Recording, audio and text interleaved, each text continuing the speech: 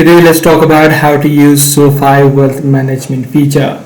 Now the wealth management feature within SoFi includes the automated investing, which is the robo-advisor.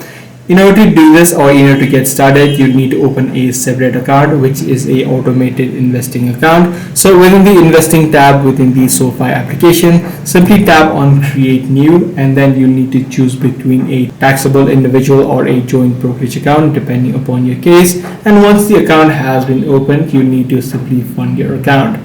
Now once everything is set up, you can schedule a free live advice section as well. You can simply navigate to the invest section here again, head over to the financial planning section that you should be able to see within the dashboard, or if you scroll down a bit, and you can simply head over to the meet an advisor option and then set up a 30-minute virtual phone call. Using this robo feature or the auto trade feature, SoFi system will automatically trade or invest for you on different stocks and ETFs on your behalf. So that's pretty much all there is to it. If this video was helpful to you, be sure to subscribe.